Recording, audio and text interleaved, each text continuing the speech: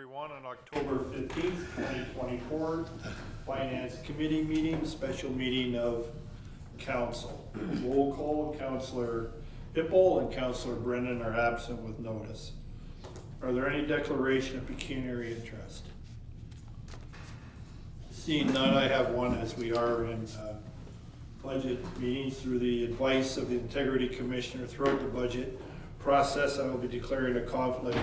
If and when we discuss firefighter compensations, I will be declaring that conflict of interest as we move along. Someone to move a motion to approve the agenda.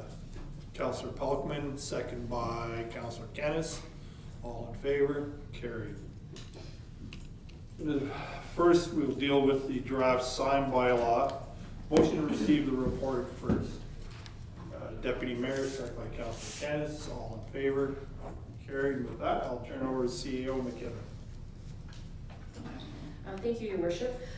So, Council, you have seen this draft sign bylaw previously, but I thought what I would do tonight is just walk through it and some of the direction that we're looking for Council regarding the bylaw. So, again, just to make Council aware, it is the Municipal Act that gives municipalities the authority to implement a sign bylaw.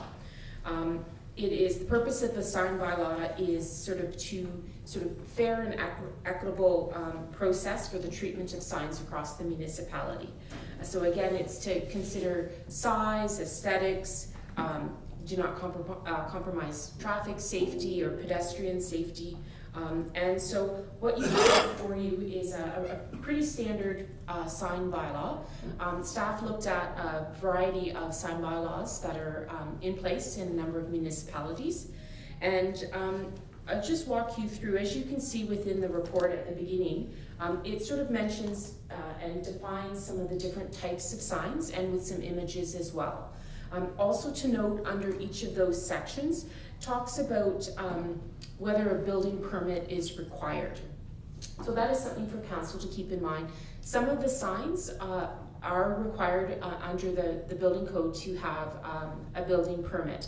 There are some signs, such as portable signs, sandwich boards and pedestrian signs, inflatable signs, election signs, real estate signs. Those types of signs do not require a building permit for. So in the report, you can see photographs and examples of those different types of signs. We have election signs, billboard signs, and there's two different examples that are provided within the report. And then ground signs, and I think that this is important to remember. A ground sign is sort of that fixed, permanent structure, and does require a building permit. So if we sort of turn our attention to the sign bylaw, you'll see that we have asked a number of questions of Council, and I just want to sort of walk Council through this. And I think the first question we sort of want to ask with the sign bylaw is, does Council want to regulate the number and size of billboard signs in the municipality? So for example, we have agricultural, commercial, and industrial areas. And that's the first question, is would you like the sign bylaw for billboards to include all three of those areas? And if you look on page 16 of the agenda, and that's in the bylaw, that's item 13 in the bylaw, speaks specifically to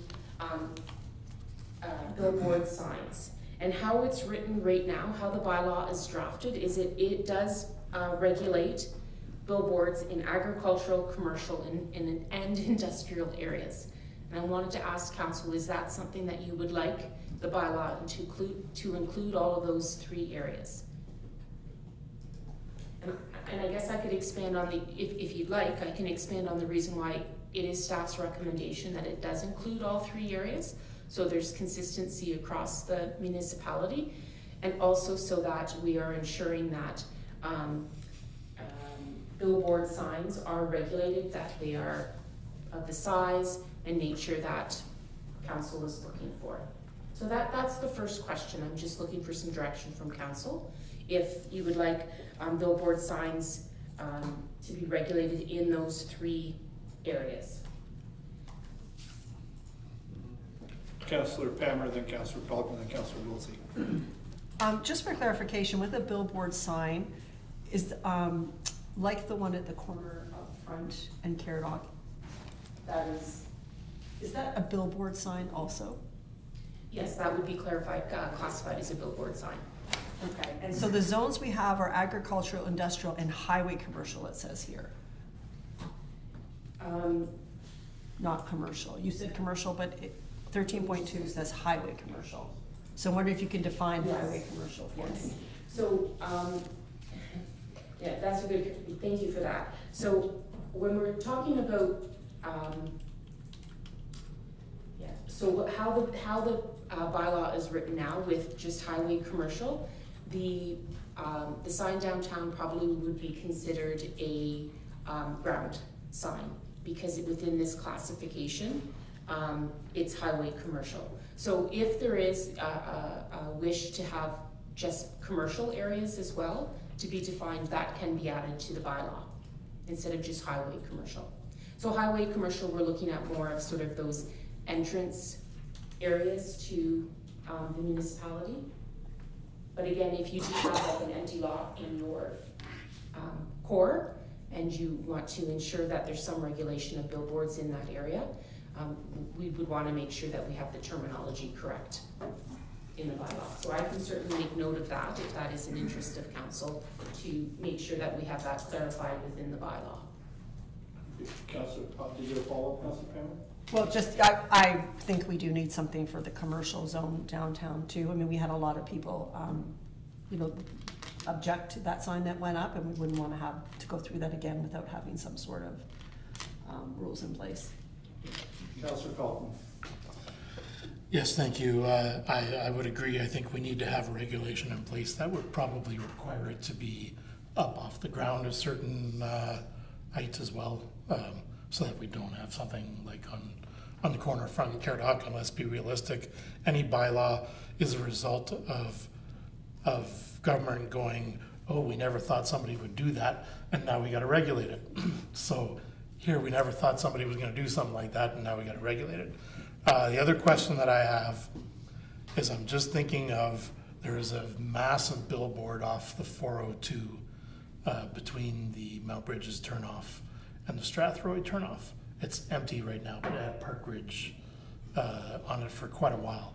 And I'm assuming, given the size of that would not fit into the scope. And so I wonder if anything off of the 402 series needs to be regulated separately due to the setbacks it needs to have from the highway. Fair question. Yeah. Councillor Wilsey. Just looking at the billboards that we already have in the municipality, like we've got right across from Dennings on 81 there's that fence that's got billboards all the way across it. We've got the ones between Mount Bridges and Strathroy. As I read through this, when I look at how far they have to be from residential, the size they have to be, I don't think we have a billboard that complies with this bylaw anywhere in the municipality. So Those aren't billboards. Billboards would be like the Remax one up over the blacksmith shop. either way, the ones between Strathroy and Mount Bridges, whether the ones on the fence or not. But regardless, I think we need to talk a little bit about what we're going to do about grandfathering if we're bringing them in, and how is that fair to the ones that are already up there just because they got in first. That's a discussion we have to have, because there's people who will have to take them down if we have to do grandfathering, because when I was looking in, it's right beside a barn that's 75 feet away from a house. And if we look at having to be 100 meters or so far off the road, most of the billboards that are up are going to be in violation. So do we want things to look consistent all the way across? Do we want no more billboards? That's a discussion we should have. And the other part is, when do we actually go after and enforce this bylaw? Are we going to do that? Because we've been told that our bylaw officers are quite busy. And I don't know if we want to hire a new bylaw officer just to enforce a sign bylaw. I'm just going to go ahead, Councillor Pelkman. Yeah, I was just going to say the grandfathering is one of the questions that's coming up. And also one of the questions that's coming up is, do you wish to allow a process for variance? So I think, no matter what we do, my opinion of this sign bylaw is it's going to be our first stab at it, and we're going to end up changing it. So I think to have some kind of process to apply for variance would mean that if somebody had a piece of property somewhere where they thought it was unrealistic to deny a piece, they can have a process to apply for a variance. I think just overall in your comment, Counselor, about having to react to something, I also think this is being a little proactive because we're growing, right? So you see, at some point in time, we're going to need a sign bylaw. And Definitely. And I partially initiated this because of the proliferation of, excuse my real estate friends, all the real estate signs that you're seeing. At every corner, there's 4 or 5 real estate signs, and also driven by I think in the spring last year, I did spring cleanup at Mount Bridges, and the number of signs that were just abandoned in the ditches, the poly, so we do need some kind of regulation. Okay, Councilor, CAO. So if I can just clarify, so from what I've heard from council on this discussion area is some verbiage or some clarification on billboards in regards to along the 402 corridor, and then sort of that commercial zone included in section 13.2, just to get some refinement from staff on those 2 items. Question number 2, is there a desire to regulate the number and size of ground signs in the municipality? And again, for the 3 areas that we've been talking about. So again, if you look at the examples of the ground signs, those are those freestanding signs that do require our building permit is required. And again, they measure more than 3 square meters in area. And it's a signage for products, goods, and services, activities, and facilities. So that would be section 3 and section 7 within the bylaw. Deputy Mayor. Thank you, Your Worship. So through you to the CAO. Yeah, I believe that the bylaw should encumber those type of signs. I think on all of these signs, should they fall, pose a hazard to people in the area, vehicles traveling down a road, property, other people's property particularly. So I think, I'm just looking at the one that's in the diagram here on page 7 of 9 of your report. I see that type of stuff and those big billboards and all of that. I look at a lot of these from the point of view of safety for the public and for property to make sure they're being built pursuant to established building codes that can be qualified and quantified by our CBO, or if enforcement is going over to bylaw, I suspect it would be in concert of each other if the building code is being referenced. Councilor Derbyshire. Thank you. I think that's a ground sign uptown or whatever that is, which is essentially what started this whole problem. I don't believe this is a municipal-wide problem with the signs. I believe we're going to create a municipal-wide problem. You have no attached to trees, no utility poles, no standards, no this. This is gonna get crazy. If I decide I don't like that business, I'm gonna be phoning bylaw. There are things attached to the tree, come out and get it. There is a car wash people that have signs everywhere.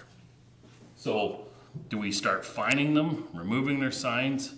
Like, if you wanna deal with that sign in the downtown core, then come up with something for the downtown core of Strathroy that says you can't have this in this area. That's the problem.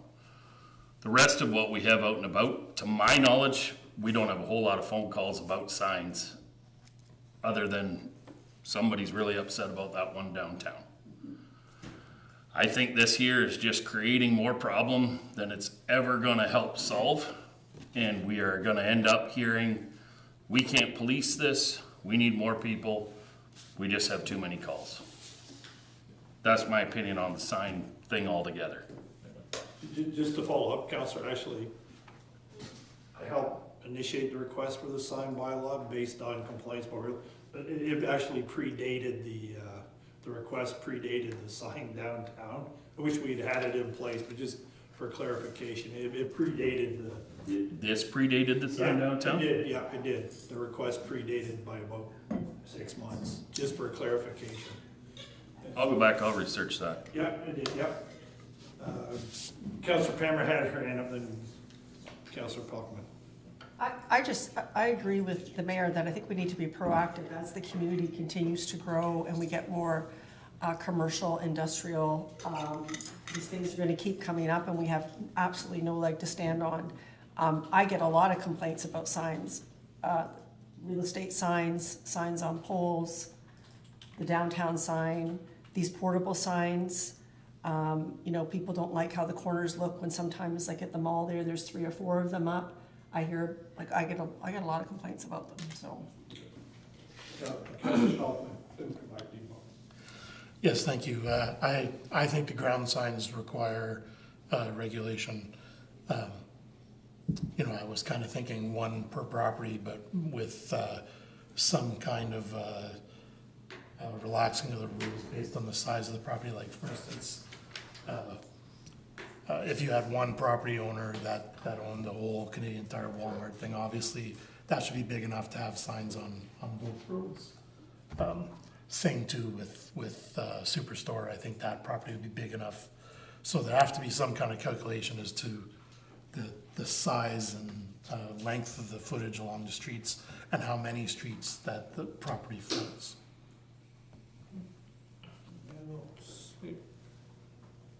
CAO.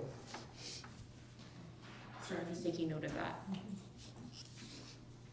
Okay, and so, section 3 and section 7 of the bylaw does contain, some information on, sort of size of signs, location of signs, but I will take these comments and go back and we'll look at this, to ensure that, these comments are included in, the bylaw. So the next question, Can I ask another question, sorry, Yeah. before you move on? Go ahead, yes.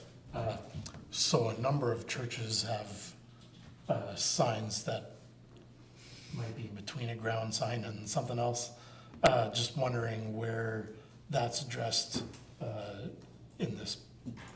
I don't remember seeing anything or saying with institutional, we don't want to restrict ourselves from putting a sign up if, like outside of one of our arenas or something.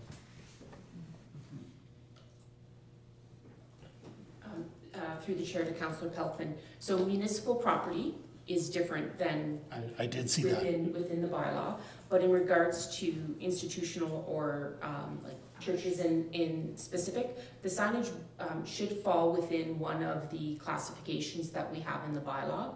So I'll need to look and see what types of signs, like sometimes the signs with churches are sort of built in, like our ground signs, but are structured a little bit differently. Yeah. So we'll need to make sure our definitions to capture those different types of installation for signs. So I'll just confirm that as I well. just foresee that with the cost of LED signage coming down, that more institutions could be taking advantage of that, and we want to make sure that they're captured.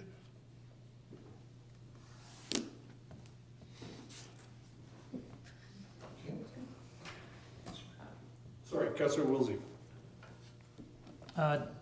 2 questions. One is on 3.8 where we're talking about the distances on number E. It says we can't project more than 1.5 meters over any street. I would think that, is that supposed to be sidewalk? Is that supposed to be the street? I didn't think anything could stick over the street. And the second one, and this is kind of a bylaw-wide thing, I don't recall reading much about digital signs in here. Everything seems to be analog or posted, so do we have any regulations over brightness or size or anything like that for digital signs? I think that's question 4, right? Do we want to regulate digital signs? So if I may, so I believe, Councillor Wilsey, you were mentioning 3.8 E, is that correct? Yes, it was. Yeah. So for fascia, awning, and projecting signs, that is over, like, that is over, from the building out over the, it's not over the street, but it's over the path of travel. Like the So think of the downtown. There would be some regulation and some control over what is hanging over the street and hanging over the sidewalk is what this refers to. And then again, as you can see, and not less than 3 meters above any pedestrian walkway. So it's in regards to street and pedestrian walkway. So they're both included in that E. Okay, and I get that, it's just that when it goes 1.5 meters over any street, it just seems like it's going over the street, not over the sidewalk. Just- If we wanna leave it, we can leave it, that's whatever.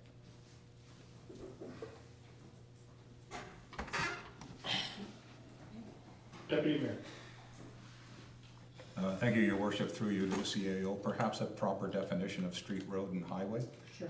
They are all defined in the Highway Traffic Act, so that might give you a quick reference. I'm sure Chief Campbell's sitting here, he could provide that to you.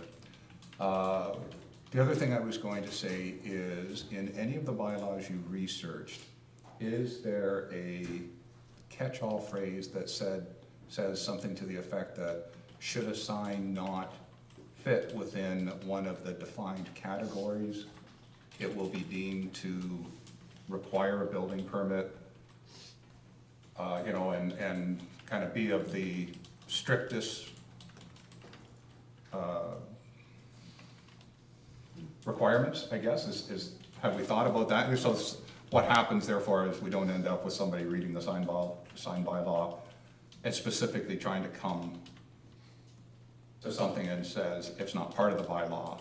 The bylaw should be saying essentially all signs are restricted other than what we're permitting, taking the reverse approach to it. Through the chair to the deputy mayor. No, that's a good, I haven't seen in my experience with sign bylaws something that's like a catch-all like that, but that's certainly something that we can look into and see if there is something that then at least directs it down a process that needs to be followed. So I've made note of that one. We'll see, maybe there is something out there, but I'm not familiar with it, but we can double check that. With your permission, CAO, jump down to number 5, election signs on municipal property. Is that already not covered somewhere in one of our bylaws? I thought I saw that somewhere. It's already covered, correct? Do you want? Yeah. Sure, through the chair, election signs on municipal property is covered, but not elsewhere in the community, although I believe the county of Middlesex has a bylaw governing the placement of election signs on their roadways. And if I may further, it's nice to have all signs in one document, so that it is, you know, I would suggest that at some point we clarify the other bylaws so that we have, because the worst thing we don't want is 2 different bylaws with 2 different regulations.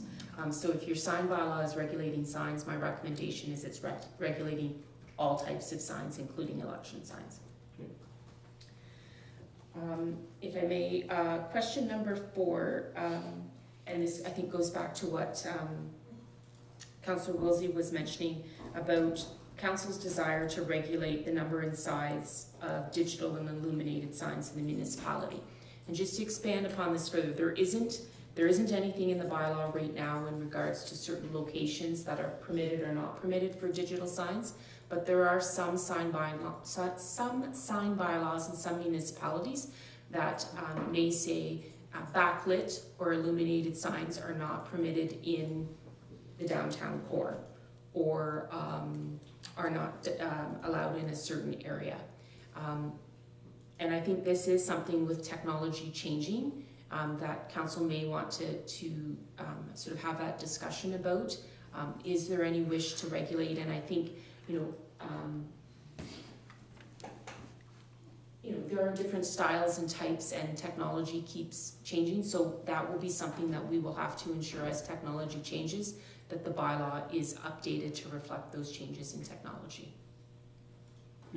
I go with Councillor Pelkman and the Deputy Mayor. Yes, thank you. I think the concern about the LED sign is not necessarily how many or how big, but how bright they can be. So I think if we can find out if there's any language existing out there about maintaining control on the level of light that they exude. You know, I'm just thinking as you drive into Hyde Park, there's that construction rental business that sometimes is just blinding. Now imagine that amount of light being close to a house, and you know, you've got National Lampoon's Christmas Vacation all over again. Put a lighter note on it, but you know, just very, very bright. Okay, Deputy Mayor. Thank you. So I'll just point out again, because I think this might help answer, come up for an answer for the CAO. You do have a definition of sign inside the bylaw at the beginning in your definition section. So it probably covers digital technology. A sign surface containing any advertisement by means of painting or printing. So I think that could easily be extrapolated just to put, or by digital means. And then if you want to put in, you know, an illumination by candle power or something, that could be one of your restrictions to a sign, but just changing your slight wording in your definition might capture exactly what you're looking for. Councillor Kennis. Just on the brightness thing, I've had some experience in London with it in the past, and I think the City of London has something in its bylaw about that, because the business I was working with, it was like disturbing the houses across the road by being like, it lit up their house all night, and so the city made them turn it down, so there's got to be something about that. Okay. I realized I jumped over number 3, my apologies, about real estate pointer signs in the municipality. This is on, this is item 12 within the draft sign bylaw. And the question, there is a section in relation to real estate signs.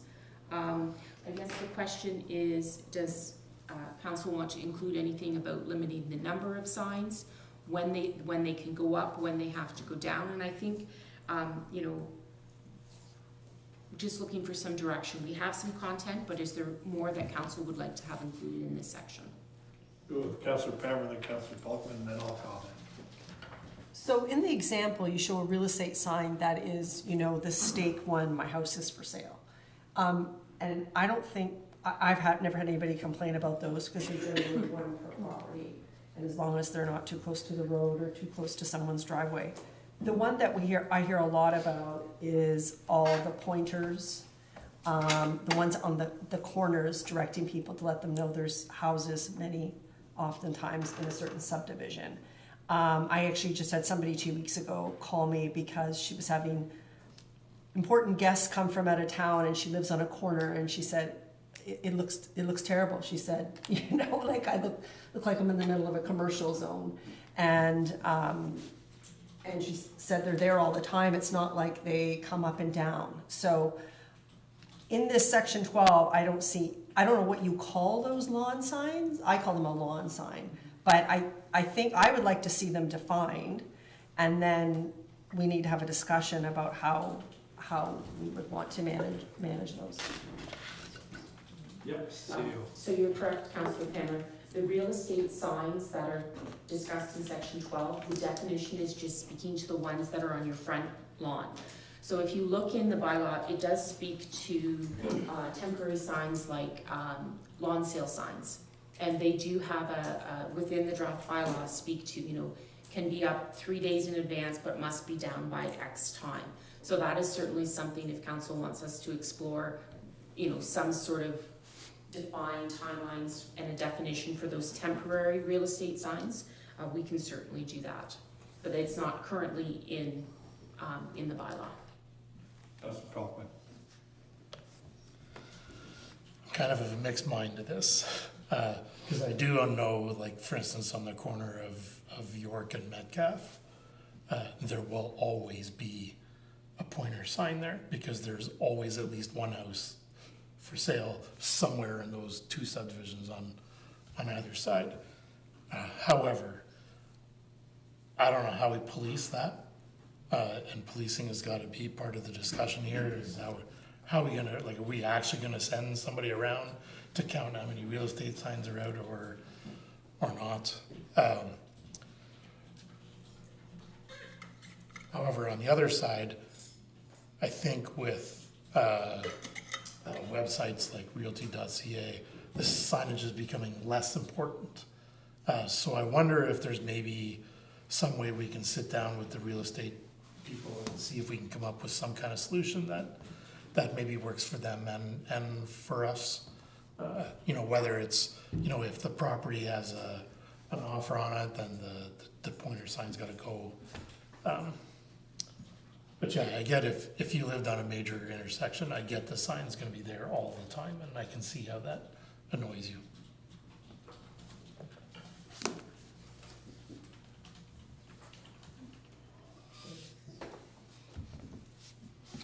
And again, we talked about number 5, and I just want to clarify, council is agreeable to having election signage included in the sign bylaw.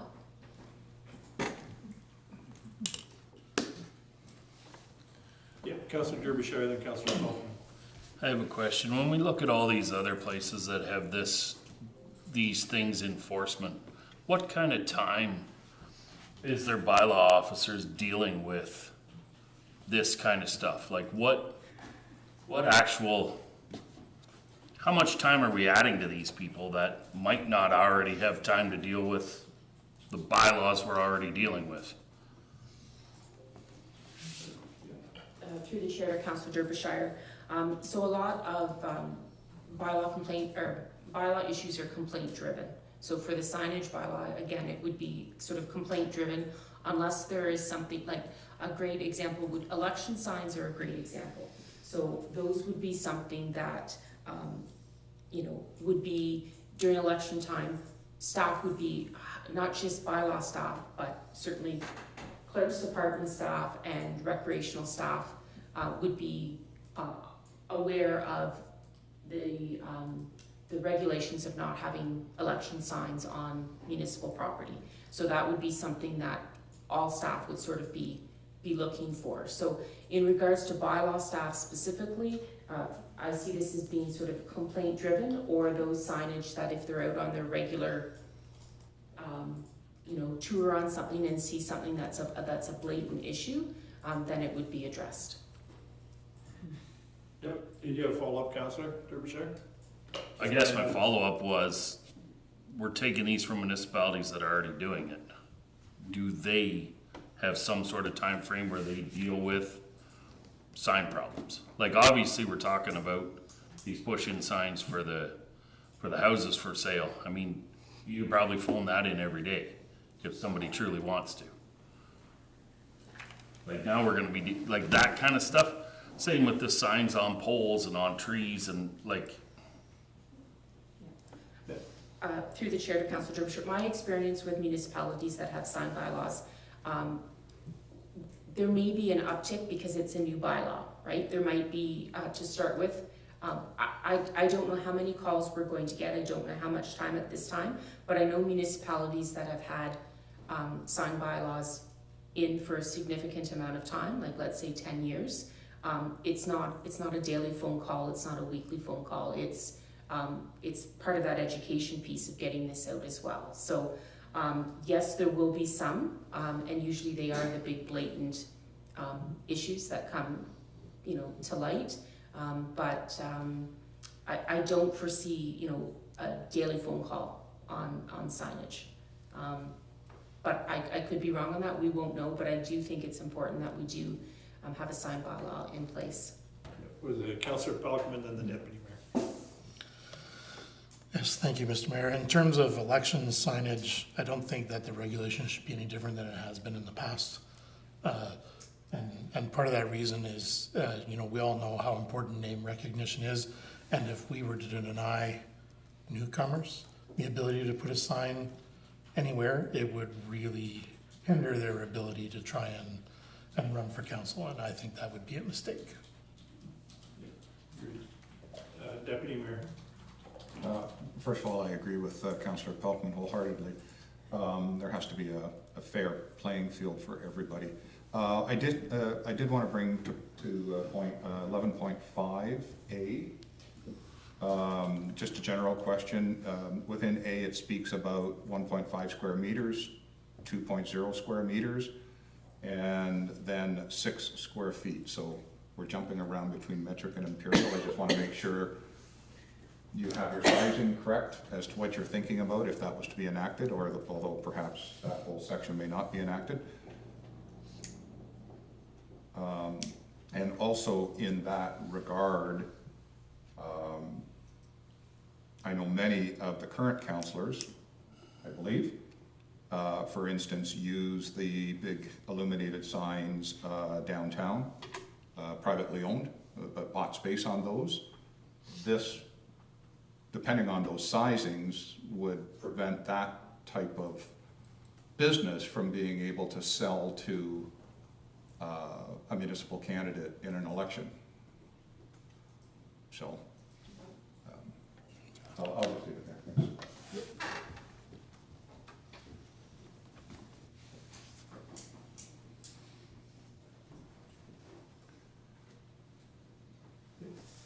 Oh, sorry, Councillor Paul.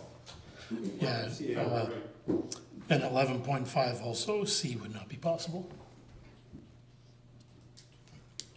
There's just not enough real estate in that town to make that viable.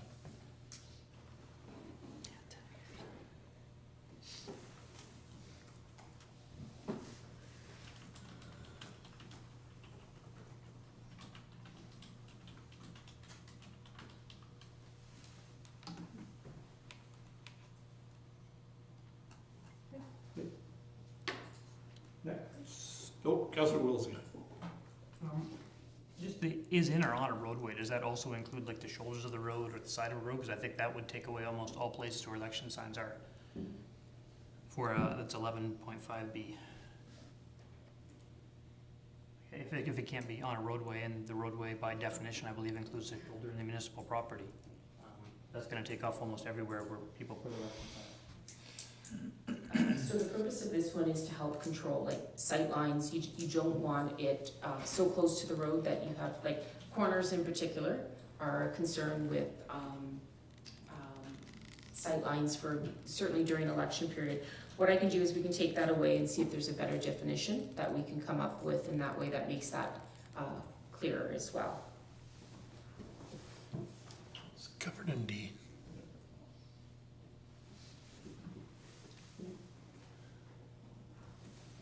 Number 6 on the permits.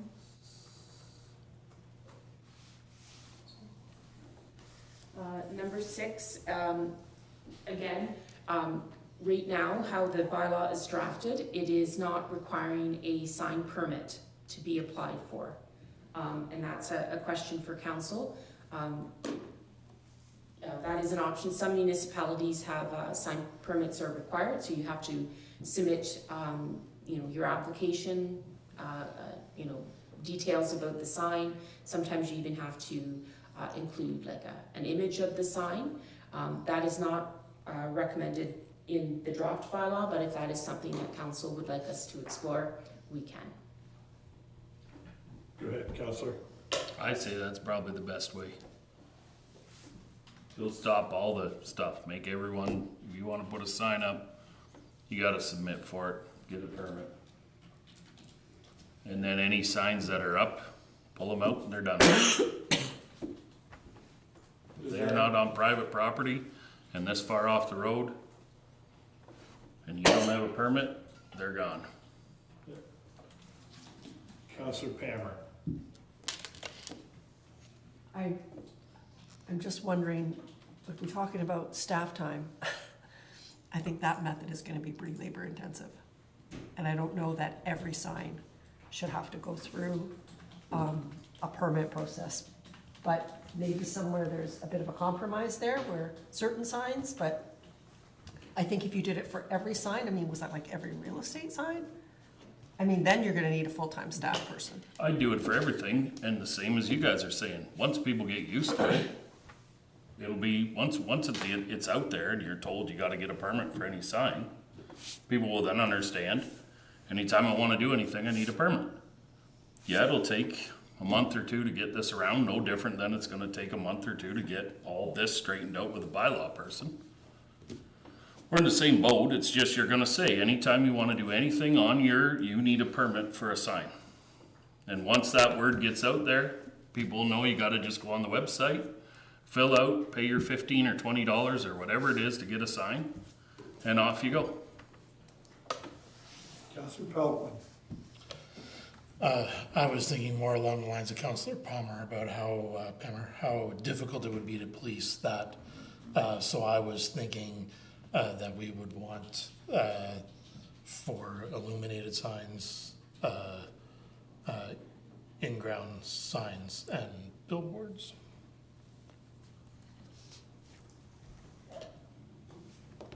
Yeah, one more, Councillor Derbyshire. So those are all easy enough in the way that they basically need a building to put them up. So you have to have essentially a building permit. So there you go, you get a sign. When we're talking about this sign bylaw, and most of the problems are all about these little signs everywhere that nobody likes. So if you make it so that you have to have a permit for any sign in this town, and if not, you just throw them out. Like you said, people driving by, road crew, this, that, if it's not permitted, she's out of here. So you have to post it like you would a building thing. Here's my thing, paid my permit, sign goes up. Like that, we're working on two different ends of things here that, you know, we can either put the bylaw in and police it, right? Or you can permit it, and then we get money from it. And if we have to police some of it down the road, that's fine. Yep, go ahead, I was thinking. So I've seen in municipalities, like, so there's a challenge with some, so like temporary signage, like a real estate sign is going to be hard to get a permit for if it's decided that a open house is going to be held this coming Saturday, and they need a permit for that temporary sign. So I would say if council has an interest in permits, I think council's going to have to think of, you know, as has been discussed, is it for everything or not? Because it's going to be hard to manage, like those yard sale signs and those sort of signs that go up temporarily for a short period of time. What I've seen in municipalities is like a downtown core has had requirements for a sign permit, or as has been mentioned, those items that the illuminated in-ground billboard signs as part of the building permit application, there is a sign application as well. So I guess my recommendation would be on this one, I think we need to, I'm not concerned if we go in and we are putting a sign permit or a application for every sign, that at this point, I don't think that is manageable. I think you need to be selective, and if you're going to do that, be selective for what signs and for what locations, just to make it manageable. Deputy Mayor. Thank you. Through you to the CAO. So just for clarity, it seems the larger permanent style signs are going to require a building permit. If this was enacted, would require a building permit, right? So having a separate permit becomes rather redundant because they're going to have to do a building permit, which is a much more grandiose permit.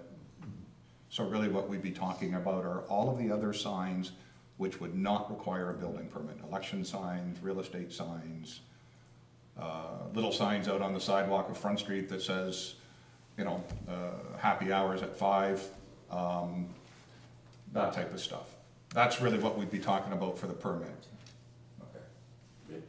So, Councillor Kennis, he hasn't gone yet. Councillor Kennis. Yeah, I'm concerned about having to require a permit for every small sign. I think of the two little kids across the road that put up a lemonade stand without a sign up, and I wouldn't want to have to tell them they need a license to put that lemonade sign up. So. Okay, we'll go with Councillor Pelkman and Councillor Derbyshire, then we'll move on from this one.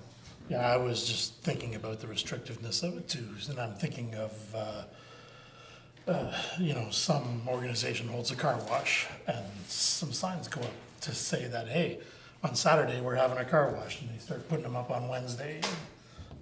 You know, do we really want to make those people go through a permit application? I don't think so. Councillor Derbyshire. That's fine, then we make those comments. So what do we do when little Susie's lemonade sign's up 5 days after? Do you knock on her door and fine her? Because that's what should happen according to a bylaw. Same with if they leave their car wash thing up. Like, I know it's overboard to say to permit everything. What I'm trying to say here is we're making a mountain out of a molehill on a lot of this. The building permit covers the major things.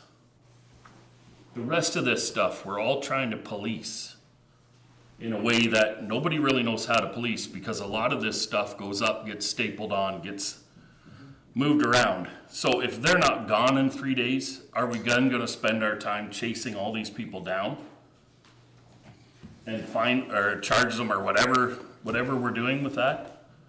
Like that's almost ridiculous as saying we're gonna have them get a permit for every one of these signs. The effort's gonna be the same whether we permit them or ticket them.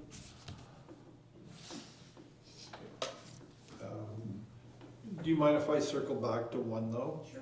And talk about permits? I've seen this in other municipalities.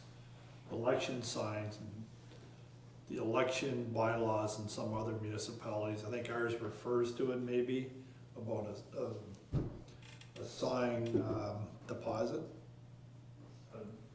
I've seen that in other municipalities, a sign deposit from elections. Don't know if there's any appetite for it, I just want to comment. And some municipalities, they do refer to a sign deposit that candidates have to make. I don't know if there's any appetite for it, just Deputy Mayor. I mean, I appreciate your comments, your worship.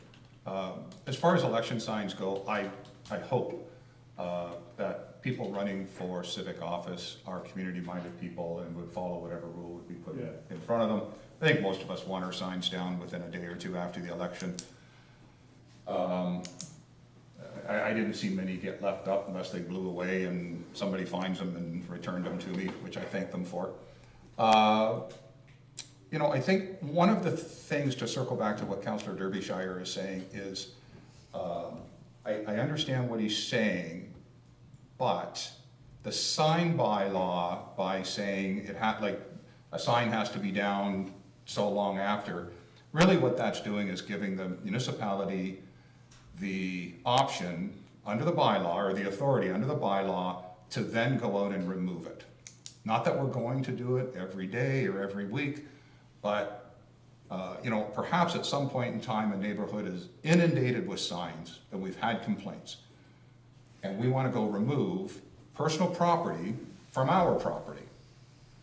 The bylaw would allow us to do that and not, like, I guess it would say we would hold them for so long and then they'd be destroyed. So if we seize your sign or it's missing, you can contact us and you have 5 days to get it back, otherwise we destroy it. Something like that. That's what I see the bylaw doing, and some of the provisions of the bylaw. I will say too, in case there's real estate people watching, I think it's really, really important for us to connect with that group of people to find out how their industry works, what their best practices would be.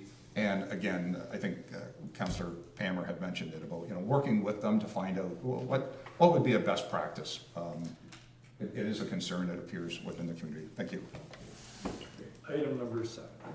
If I could just say, in general, I think also the purpose of the sign bylaw is also to provide guidelines for the public, so that they know the expectations on when they put up signs. So it's you know, the education piece of this is going to be key. So we've talked about, you know, the Real Estate Association, but just talking to the BIA and the Chamber of Commerce and things like that, so that there are some, you know, expectations and knowledge out there of, if you're putting a sign up, what does the town expect of you for that sign and when it's down. So it's sort of proactive instead of reactive by having a sign bylaw. Number 7 is in regards to sort of that appeal variance option, and that is on page 19 of the agenda. That's item number 14. Currently, the draft bylaw has a section in it about the committee of adjustment from you know, sort of minor variances to the bylaw. So again, it's laid out as a process. If someone would like to put in a sign that doesn't necessarily meet what is described in the bylaw, there is an opportunity to come forward and ask for that variance to it. So I just wanted to ask, is council like that opportunity or like that inclusion of sort of a variance option within the bylaw? Just, can I make my comment first, is that the Committee of Adjustments to deal with real estate and land matters, so I think to move sign matters to the Committee of Adjustments seems to be wandering away from what their mandate is. I don't know, but I'll turn it over to Councillor Pelkman who had his hand up. Actually, I think it's quite appropriate to be a committee of adjustment because we're basically restricting people from using this piece of property for this purpose, which is exactly what minor variances are. I guess, you know, my thought is there are so many examples of different types of properties that have different scenarios, and I'll use a specific one just so people can have it in their mind. If you were crossing the tracks at Victoria Street, you've got 3 industrial buildings that are surrounded by residential. And if someone were to say, hey, I want to put a billboard up there, the sightline might be appropriate for it, but because of the closest houses, would be restricted in the bylaw. And, you know, we just can't accommodate for every single example where a variance might be totally appropriate. So I think some kind of process has to be in place. Deputy Mayor. Through you to the CAO, the one request I would have on that, I don't have a problem with 14, and I agree with Councillor Pelkman that it would belong at the Committee of Adjustment. I just want to ensure that any decision of the Committee of Adjustment is not appealable, on this matter, is not appealable to OLT, and that the decision of the committee would be final. I don't want it to go to the committee and have that somehow invoke an OLT appeal. Go ahead, Councillor Pelkman. And there would have to be a fee attached. Pardon? There would have to be a fee attached. In the bylaw. Yeah. Okay.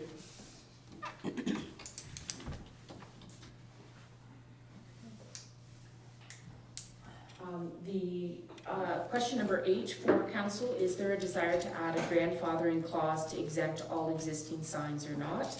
And as you can see, page 13, so item 3.7 of the bylaw currently speaks to sort of that sort of grandfathering clause is currently within the bylaw. So what section 3.3 and 3.10 is in regards to signs that are have maintenance issues is 3.3, and 3.10 is in regards to abandoned signs. So those are the 2 times that anything that is pre-existing would be dealt with under the bylaw. Everything else would not be included in this bylaw. So what would happen, sort of that grandfathered in, is that anytime a change or an alteration or moving of that sign, the new rules would apply. And this is, I think, is, from my perspective, is the easiest way to handle the number of signs that are out there now.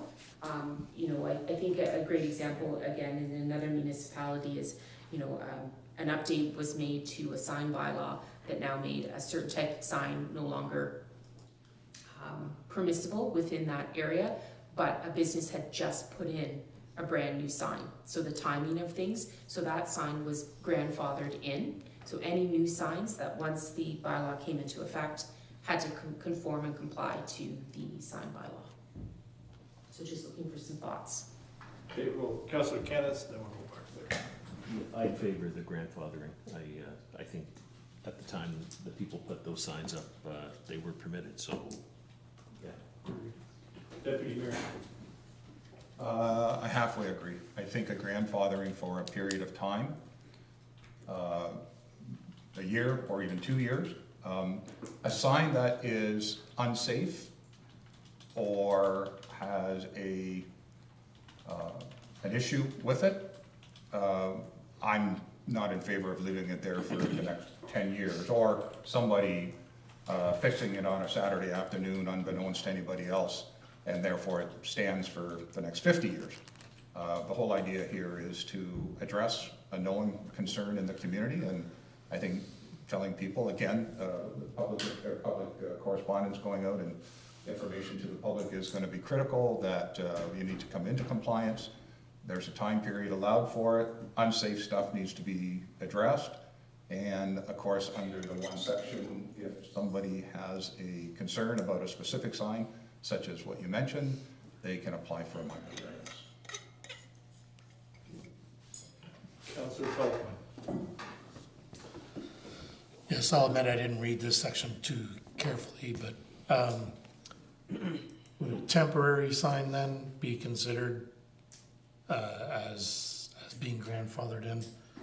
But to me, there needs to be a definition of what kinds of signs should be grandfathered in. So again, I think in-ground, anything that requires some kind of construction should be grandfathered in, but a teepee sign or a sandwich board or something should not be grandfathered in. And I also believe, I'm just thinking about all the telephone poles that is there not already a bylaw in place surrounding utility poles that we just haven't enforced? Because technically they're private property now, right? Because we sold them all to Integris, so. Through the chair, so yes, that has been clarified and scoped out even further within this bylaw. I can't tell you off the top of my head what other bylaw, I don't know if Brandon, if you know if there's another one in place. But I know, and I'm trying to think of the section within here. There is something in here specifically about light poles, Right, so electrical poles. again, I'm just thinking about grandfathering. I don't think we want those ones grandfathered in either, because I have received complaints about, a business that doesn't even operate in this town, doesn't pay property taxes or anything like that, advertising on virtually every other utility pole in the towns. Councillor Palmer. I think based on a complaint I had a year or so ago with someone that, the county, I believe, has a policy about the poles, because the signs that the person was complaining about was on Caradoc, so on the county road, and when the bylaw officer here looked into it, they were removed because it was actually, the county does have a policy, so we could maybe look at that and look at extending that a little bit further. Trying to get this one done in an hour, so we'll go to the last item there. Any other items within the bylaw that anyone saw that you'd like some further information or would like addressed that we can bring back? Councillor Derbyshire. Thank you. 3.5. The one that all displays not limited to, and the officer reserves the right to determine what constitutes good taste. Now, that may be okay, but what if we run into an officer that particularly doesn't like just picking at, religion? So that he thinks all that's in poor taste, right? I just think that's very hard. What if we end up with an officer that likes, say, neo-Nazi or being a Nazi and thinks that stuff's okay? And I'm throwing that out. Those are two extremes, but when we leave it up to one person's determination of what constitutes good taste. Mr. Mayor, what I think we'll do is we'll put a definition in here and make it very clear as to, sort of some parameters around that. So I've made note of that one, and we'll come back with something drafted to sort of reflect some further sort of definitions of good taste, and we'll make that very clear. Councillor Palmer. Just on that note, we might also want to think about including, when we're defining good taste, things that would incite violence or hatred. Anything that would constitute that under our bylaws or our code of conduct we already have in place. Perhaps we could take it from there, but we wouldn't want any signs that invoke hate or violence, for sure. Councillor Kennis. Yeah, just on that, there's this thing going on up in Goderich, this sign, right, yeah, the response there seems to be that, and the province's response is freedom of speech and stuff like that, so I don't know what we can do in that area. I agree that people shouldn't be putting some of the stuff they put on signs, but I'm not sure whether we can regulate it or not. And I guess looking into that would not hurt to find out what we can and cannot regulate when it comes to things like that, so. Yeah, it's okay. Get everything that we need, CAO? I just want to thank council. This was very helpful. I think we went through and got lots of things to come back and clarify for council. So thank you very much. Councillor Wilsey. And I'm sure you're gonna do this just as a note, there's a couple spelling issues and numbering issues. I'm assuming those will be tightened up before the final version. Yes, they will. Okay, seeing that, motion to council direct staff to finalize the sign bylaw for future consideration based on the following directive provided tonight. Someone to bring the motion. Councillor Kennis, second by the deputy mayor. All in favor? Oh, sorry. I Oh, had a question. yep. We're finalizing this, or we're coming back Oh, with? to finalize the sign bylaw for future consideration. So they're gonna take, Come back. yeah, it's coming back. Is it coming back for review, or it's coming Yes. back as a final draft and it's to be voted on? Final draft to be voted on. Right, so we're not going to, No, they're finalize the sign bylaw. I understand, it's the verbiage. well, we're not actually going to. There's a lot of stuff that was asked to be changed Right. and looked into, So it's coming back. but it should then come back as another draft, not a final thing, because I know you might think it's the final thing, but maybe we wanna Yep. go through it the same kind of way we did here. We do, but just the verbiage. So I think, excuse me, sorry, your worship. So just, I think the resolution read out final, and maybe we just need to change that to say an updated or revised To revise the sign bylaw for future. discussion. Okay. Good point. Councillor Wilsey. Further to that, will it be coming back to another strategic priorities meeting?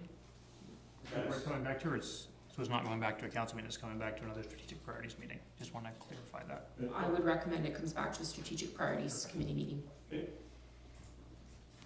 So it's a whole- Councillor Paul. You just need to ask the people that made the motion. That's to- right. Yeah. I was getting, let me see if there's any other questions, so. You okay with the motion, change the word finalize or revise? You okay? The seconder was Deputy Mayor. You okay with that, Deputy Mayor? Yes, your worship. All in favor of the amended motion? Go ahead. Just so I'm clear, it's a revised version coming back to the special meeting. Yes. Council. Yep. Okay, not council The itself. strategic priorities. Okay, perfect. I'm good then. You okay? Yep. Good. Opposed, if any? Carried. Thank you for the work on that. Thanks to staff.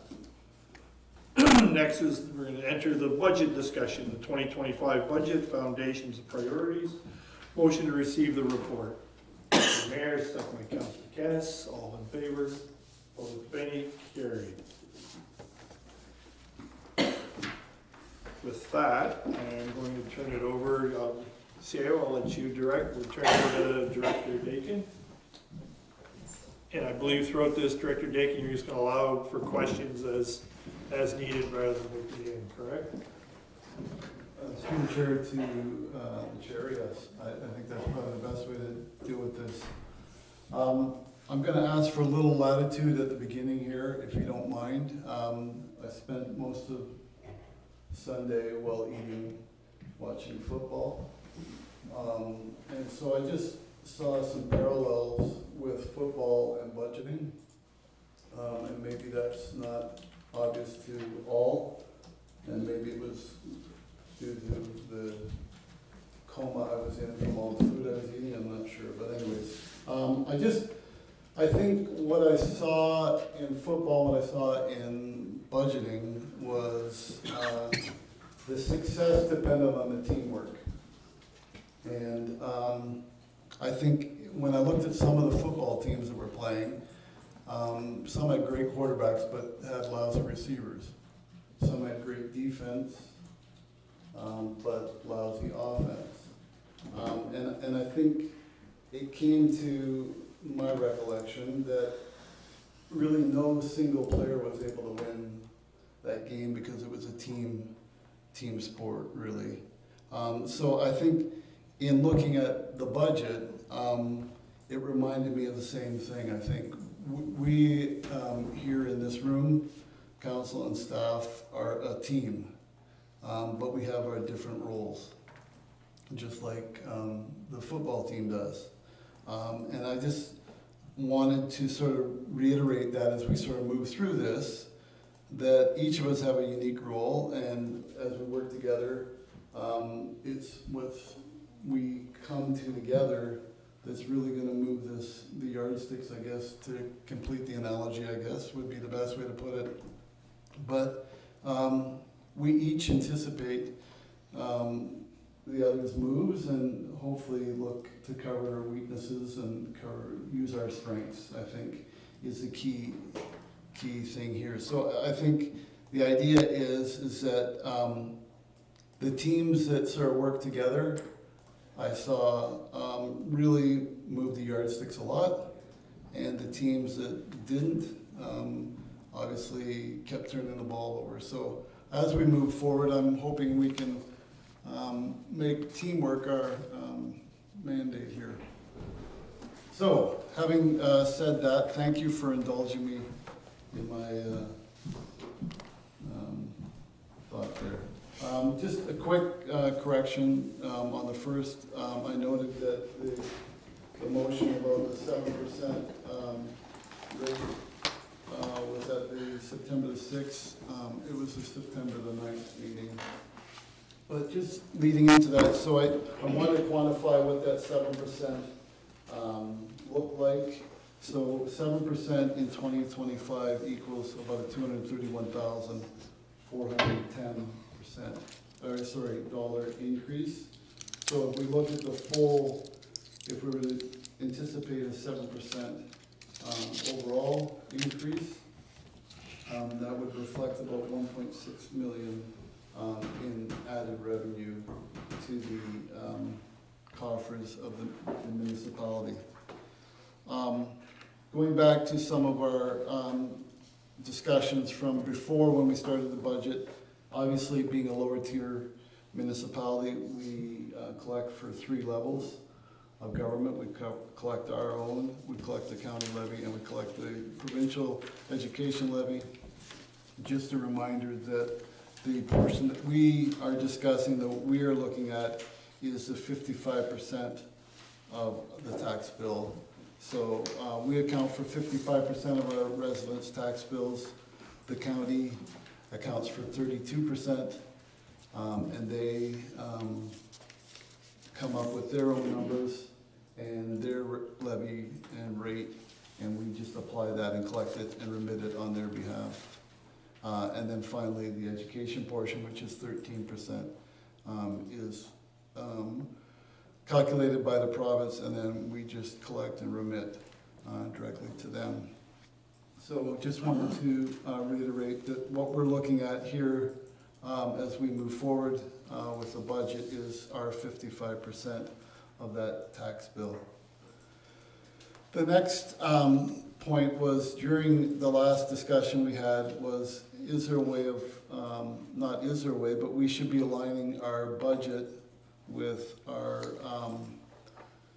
strat plan that was recently passed by council, and it came under those categories of local infrastructure, economic development, industry and jobs, community well-being and quality of life, community service, community safety, municipal customer service, and then managing the challenges of growth in municipal organization. And so page 40 of the document that was the agenda is an attempt to take some of the things that were on our list from last year with 24, 25, 26, and 27, and plug them in to those appropriate spots where they seem to best fit. So just by looking at that document, you can clearly see that the table is already set in a lot of ways for some of the those categories getting accomplished fairly quickly, and others where we plugged in saying that these are really part of the operation. So as you can see, staff has made an attempt to try and sort of align some of these projects, capital, or some of the work that's being done in the operation component of each of those departments to fall within those different categories. And it's just interesting also at that same time to see how really a lot of what council had put forward in their strat plan, there is already some work being done in those areas and some work that was already anticipated. So I think that's an attempt and will be a good indicator as we move forward through the process of how do these align with the goals that we have set. Next section, and again, if there's any questions, just stop me midstream, or any comments, please stop me midstream or whatever works best. But I think just a reminder of some of the way that we come up with the budget. So there are certain things that, because of the way that we budget, aren't part of the budget. Those being amortization, obviously. We've yet to find a way to budget that. I think just a recent document I looked at, we're probably close to 5 million in amortization when we look at right-sizing that when it comes to our financial statements. Those numbers are included in our financial statements, but are not budgeted for. So going back to the initial, with 7% being 1.6, if you're looking at trying to incorporate amortization even and start budgeting for that, that's 1.6, and we've got 5 million, so you're about 3, so almost 21% increase in the current budget in order to just cover amortization. And I think just as a side note, prior to 2009, municipalities didn't account for capital structures or capital expenses in a capital manner, and therefore amortization was not part of municipal finance. It then came in that capital equipment and structures were then amortized, but most municipalities haven't caught up with that piece yet. The other thing is post-employment benefits. Those things are incorporated into our final working document or final financial statements, but are not part of our budget. Future liabilities, so you'll notice when the financial statements come before council for 2023, the new one with the retirement of assets, any liabilities that are involved. Just the example would be the contaminated buildings. So asbestos being sort of a big, easy one to pick on, needs to be accounted for. So those are not, those expenses, although are chiseled away, I would say, during the operation. So we've already done some work with, even in this facility, to do some asbestos work. We still need to account for that, but it is not accounted for in the budget per se, the total liability. Obviously, the spending difference between in capital budgets. Most of our projects are a minimum of probably 2 to 3 years. and those cover off different budgets. So going back to our discussions earlier last year about the idea of a multi-year budget, those lead themselves very well to that. Transfers, obviously transfers to and from reserves. If we are transferring from a reserve, obviously that would be included. And if there's a scheduled or a budgeted, I would call it transfer to reserve, those would be included in the budget document. But typically year-end surpluses or deficits are not included in those things. And then just tying into the capital piece, the acquisition of tangible capital assets is not typically accounted for the full cost. Okay, Mel, can I just Yeah. ask, because I've been following along, he's got a couple of questions. I'm just Yeah, gonna go jump ahead. in. So I can go back to the council report, and I got a couple of questions from there, so. My first one is, I did highlight it, on table C, how the municipal budget is funded, user fees, I know you say that user fees can just be allocated for operating budget. Could a portion of user fees be allocated for capital? Through the chair to the chair, obviously there could be for instance, there was back early 2010, 12, shortly before I started, so it would have been in 2010, there was a 2% that was added to user fees in the arenas, for instance, and I think it was basically just the arenas that was then put into a capital fund. So there is the ability to do something like that. So if ice was $100, $2 was added that went in, so there was a fee in essence that was added that went into a capital. Okay. Does that answer the question? Yeah, no, I just wondered, council can jump in any time, but I did have a few questions. The other one was on projects on page, where is it here? On the list of table D, the major capital projects. So 2025, just for anybody watching, for council's reiteration, that money hasn't been approved. That's just money that has been, I'm trying to find the right adjective, not earmarked, but penciled in is the best term, right? So of that 40 million, none of that has been allocated or set aside, correct? Through the chair to the chair. So basically 25, 26, 27 are all sort of objects that were listed, as you recall. Sorry. 25, 26, and 27 were projects that were listed last year in the capital budget that sort of spanned the 10-year horizon. And these were just projects that were sort of earmarked, as you say. None of those funds have been allocated. None of those funds have been approved.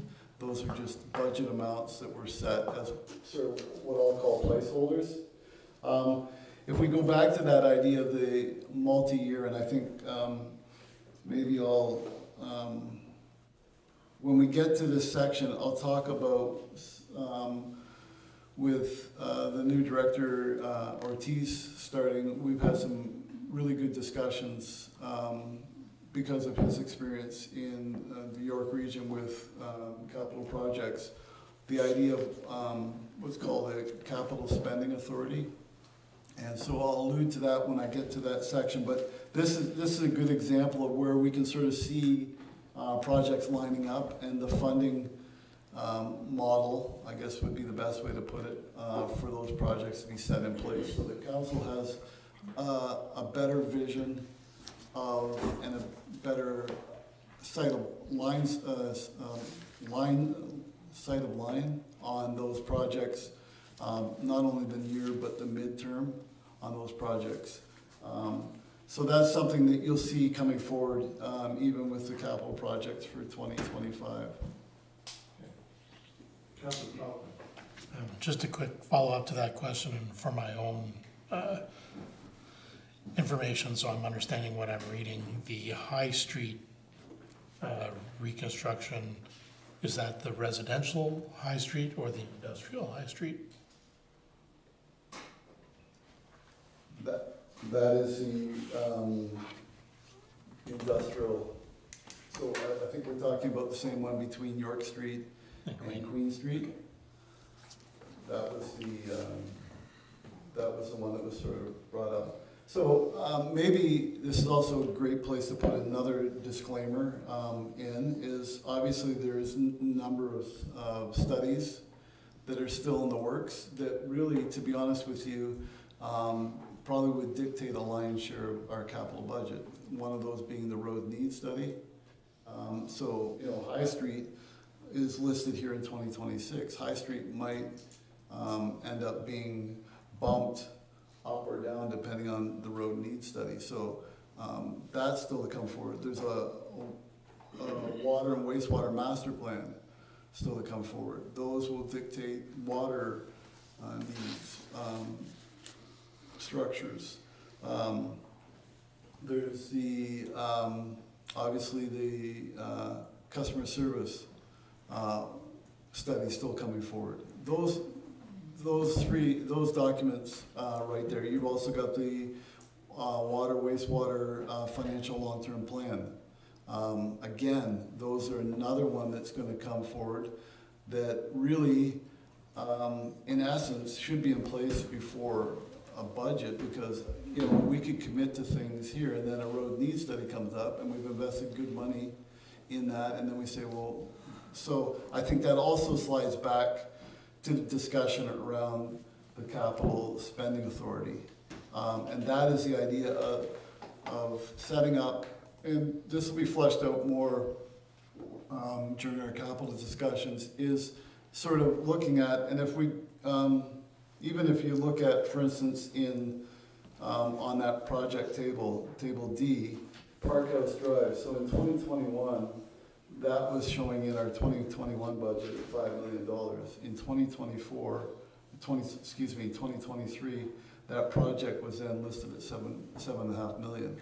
So you can see just by delaying projects, not only is the numbers are increasing, but so the ability of the capital spending account authority says, here's what the project, so we can list the price up front. So using Park House as the example, the $7.5 million would be listed right up front, because obviously if that's what we knew it was going to be, that would be put there, and it'd be a project that's spread over the 3 to 5 year horizon. With the caveat with the capital spending authority allows council to sort of commit to a project with off-ramps. So as we move forward, so here's the engineering work would take place. Engineering work takes place, it's pulled out of the amount that's set aside. As we move forward, then we get to actually tendering that project's tendered, it comes in where the budget will stay. So instead of being $7.5 million, it comes in at $10.5 million. Now council has the ability, because now it's coming before council as a tendered project. Do we want to change the scope of that project to peel it back to the 7.5? Or do we want to commit to the 10.5 and where we're going to find the other 3? So these off-ramps provide council the control to continue down that path, but there's a commitment at the beginning of the process that these are projects that we're committed to. And again, using roads needs study and those kinds of things to help dictate where those projects move. Just Councilor Bishop, it's good segues. I did speak to the CEO today about the different studies are coming and how they're going to play into our budgets. I don't, Trish, if you want to comment on how, because this will help explain when the next budget meeting is coming, because and you can tell the status of those 3 studies.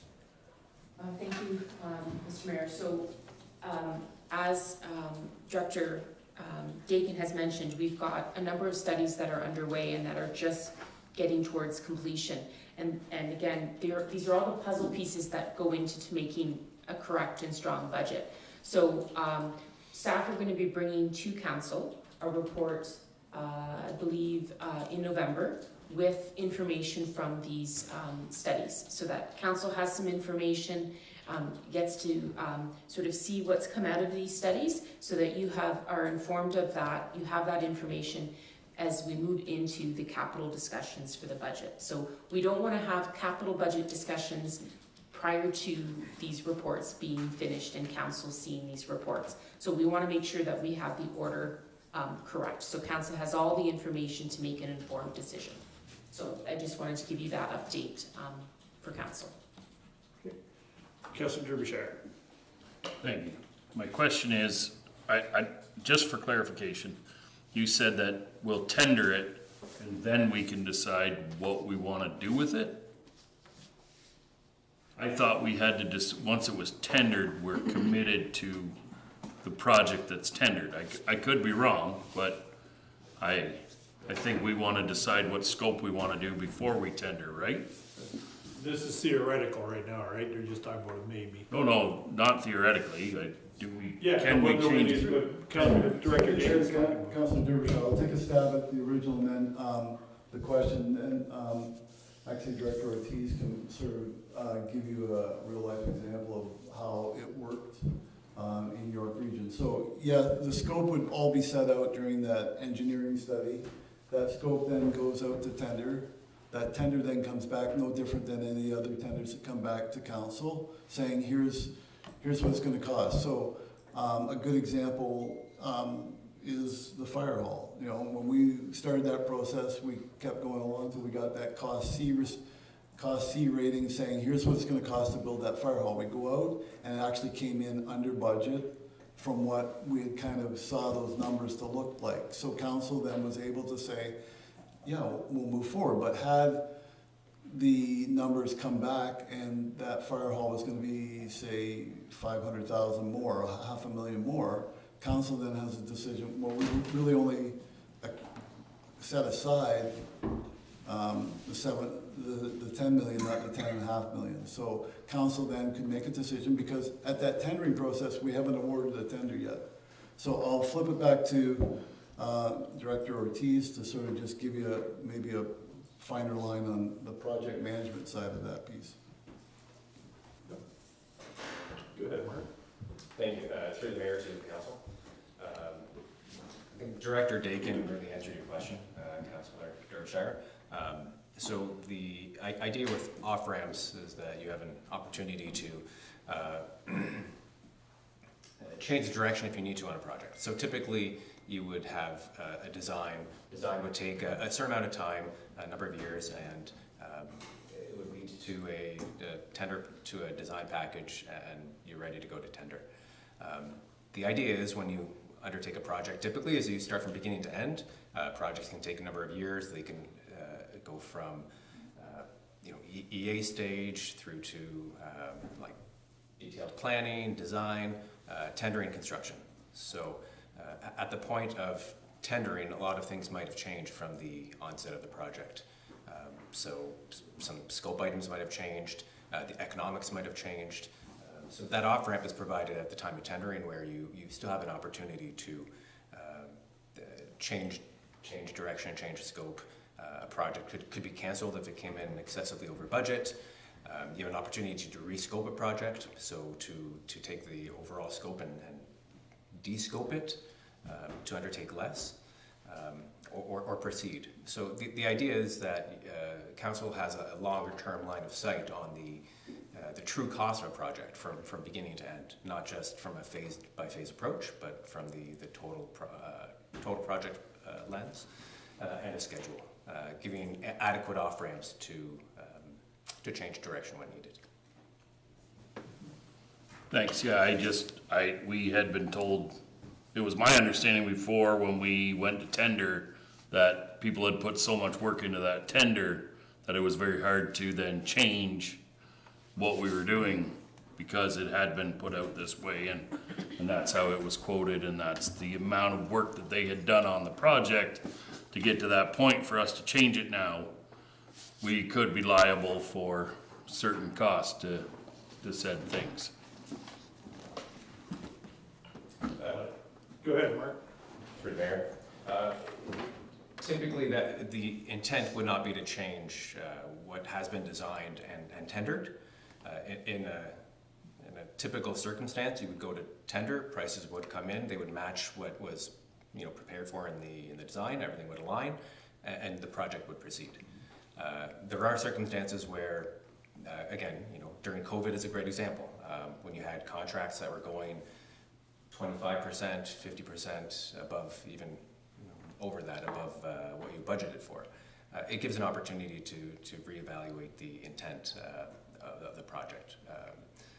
But contractually, once we would award a tender, that would be the definitive point at which you enter a contract and make a commitment to the contractor.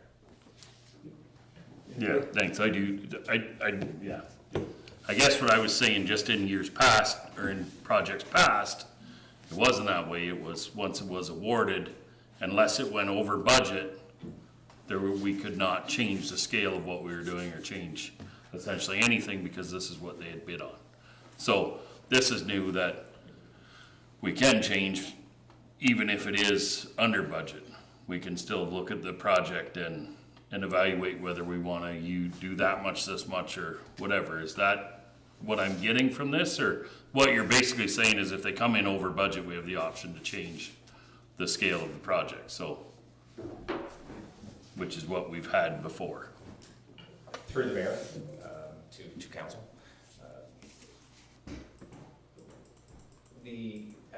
When you're at 100% design, typically you're not trying to make changes under the scope of the project. You're trying to maintain what was designed, and the intent is to go to tender and construct. So previously, which is correct, you're not opening that as an opportunity to make broad scale changes on a project. It's really more of a, do you have budget, proceed, or if it's a large scale project and there is no budget, we would have an opportunity to look at another approach if necessary. I don't want to misrepresent and say it's a wide open, make it a wide open opportunity to make wholesale changes on a design and a scope. That's not really the intent. It's more, it provides that longer term line of sight to council on a project and commit to a project that's going to take multiple years, while knowing that there's still at the end of the day an off ramp if necessary. Any other? Councilor Wilson. Well, on capital projects, I'm just looking at the list of projects, and these are awfully Ward 1 heavy. There's only like 3 or 4 projects that are Ward 2, and if you look at the dollar value of that, when you look at the assessment report that we got last year, we had 50% of the assessment approximately is in Ward 2, and we're getting like 10% of the capital. That's not fair to the residents there. I think I realize it isn't a final list of projects. When we look at the final list of projects, I would like to see the capital distribution more equal to where tax is coming from. Fair comment. Any other comments? I had one question with the debt repayment director. And I don't know if I did know, what the annual repayment limit is, and then our debt schedule and proposed payment is approximately $2 million. Is there a rule of thumb that other municipalities use? Is there a KPI that attaches that number to total taxation, so we know whether we're, or even though we can spend, is there a KPI that shows that $2 million is good or bad? Excuse me. Through the chair to the chair. So I think when it comes to how much of your repayment limit would you municipality use, I would say that rests, to be honest with you, with council. What is council's appetite to take on debt? You can go on, I can go online, anyone can go online and look up the results for municipalities in debt and see that it's kind of all over the board. There's municipalities that utilize debt right to the nth degree, and other municipalities that, and we're probably in that boat where we haven't utilized debt enough in the past. And you can see the position we're in because of that, I would say would be part of it. There's other things. I think our accelerated growth in this municipality is also aided, as I alluded to in the document, the report. I think we've kind of created a perfect storm here with, you know, growth, with the way we look at our tax rates, all sorts of things have sort of come together and created this perfect storm. But I would say I would instruct council, or would advise council to treat your annual repayment limit very similar to your credit limit on your credit card. You know, there's probably times where there's emergencies coming up and you need some space on your credit card, and if you use the credit card too much before, you don't have that emergency fund. So I think one needs to treat this the annual repayment limit very similar to a credit limit on a credit card, in a sense of using that wisely to pay it off and to, you know, use the debt wisely. So if you look at the one, so our 2024 annual repayment limit is 8.9 million, and we currently have a proposed total payments of just under 2 million. So that means we have about 6 million of repayment capacity.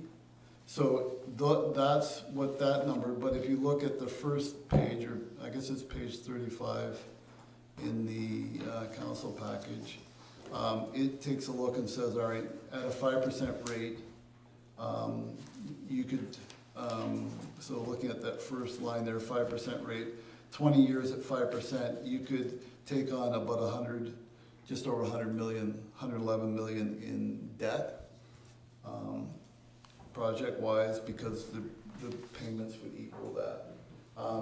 You need to keep in mind that our repayment level limit is adjusted every year, unlike a credit card limit. In a lot of cases, the credit card limit is fairly static, whereas this is based on our income and our ability to repay, plus any debt that we take on is reduced as well. So you can see the calculation on the second page of that report, which is, I believe, page 38. And it looks at sort of how did they come up with that repayment limit. So the debt is something, obviously, that we as a municipality and you as a council needs to have a level of comfort with as we move forward. Yeah, sorry, Councillor Pelkman. Yes, thank you, Mr. Mayor. Just through that line of thought there, I did happen to notice that there's $604,000 a year of debt payment being removed from the bills in 2026. So any debt we take on in 2026, we wouldn't pay until 2027, correct? Correct. So that, you know, we're getting to the point where we can free up, have some free space. Any other questions? Councillor Wilsey. Just looking at the tax increase that we've got, where we've got the, back on the first part, where the 1% equals 231,000. I looked back at the FIR and I saw that was based on the 2023 taxes. What is our increase in revenue for this year based on the added assessment? I know MPAC hasn't adjusted values yet. We have built new buildings, there's new commercial space. Do we know how much our assessment is going up as a percentage for this year? Through the chair, Council Wilson, we don't have that number yet from MPAC. Typically that number comes out usually late October, early November from MPAC. They'll sort of give us our new assessment. Keeping in mind, on that same vein, the current assessment is based on 2016 assessment. So the last assessment that was done within the province was back in 2016. Which went out to 2020, and they were supposed to do another one in 2020. That wasn't done. They're supposed to do one this year. That looks like that won't be taking place, obviously, because we're pretty close to here. So those numbers will need to change, I think, at some point. Open it up for questions, but just a comment from myself to council. I do think we need to have a serious look at user fees as a source of revenue. My belief, we really need to have a look at user fees, and if there needs to be an added levy to pay for future capital costs, I think that we need to have a serious look at that. And then the second comment is, at some point in time, we do need to look at the wastewater surcharge, if that is still appropriate, given all, I don't know if it is or isn't, it's just a comment, that given all the major projects that we're facing and way to pay for. But I really do believe we need to look at user fees and look at the appropriateness of raising those. Councillor Wilsey. I think the other thing we should probably look at is our reserve balance and where we're at with that. But the two parts is we should look at our reserves. We spent, according to the report that came out, a third of our reserves last year. We went from 77 million when we took council to now being down to under 40. So that's, in 2 years, we've spent a significant, or either spent or allocated a significant amount of the reserves. Most of what we have left is in development charges or fresh water for drinking water. If we take those two off, we're down to less than 10 million of reserves for the municipality. Just on the report that we've got, that's not a lot for an entire municipality to run on. It's like 6 months of taxes. And really, if you look at the chart, I don't believe we put any significant amount into reserves since before 2020. I think we need to look at that, and the other thing we need to look at is the asset management deficit that we've got and how we can manage that. If I recall correctly, we've been told there's around $6 million a year deficit that we're not paying attention to, and it's just letting our assets deteriorate, and as we let things deteriorate, it's become more expensive to fix. So I think those are two things that we really need to look at in addition to everything we're looking at here. Yep. If Director Dakin, can you speak? You have the reserve document within, so why don't we take the opportunity here to walk us through that, if you could, Director Dakin. Thank you. So council, there's a couple things. First of all, on the reserve, one of the things that, because we really, to be honest with you, as Councillor Wilsey's pointed out, we hadn't really been hitting reserves prior to really 2021. So they sort of just either grew or stayed stagnant. So one of the things that we're now doing is we've actually created an account in consultation with a number of other municipalities, looked at how do they allocate money out of their reserves, and then show, as we're trying to show, what's sort of the unallocated, what's available. So Councillor Wilsey's done a great job at moving us forward to this point. And so one of the things is we've created an account now. What we'll do is, so like for instance, on the schedule, page 37 to 39 of your document in front of you, we've allocated currently about 28.5 million in reserves and capital, in reserves, as well as DCs and the like. And so what we're going to do is create an account that actually says allocated reserve. So that will be the money that's actually, and then we'll go in and pull that money out of those reserves or DCs, as it were, and then put them into there so that as we're rolling forward, the unallocated balance will be what's sort of sitting in that account. So there'll be a separate account which will show what's been allocated. Again, as those projects come online, going back to that capital spending authority idea, that money will be pulled out if the project, using our discussion around the idea of if it comes in over tender and we decide to either cancel the project, change the scope of the project, whatever it be, those adjustments would be made to the allocated account, not obviously the actual reserve account, so there's a better tracking there.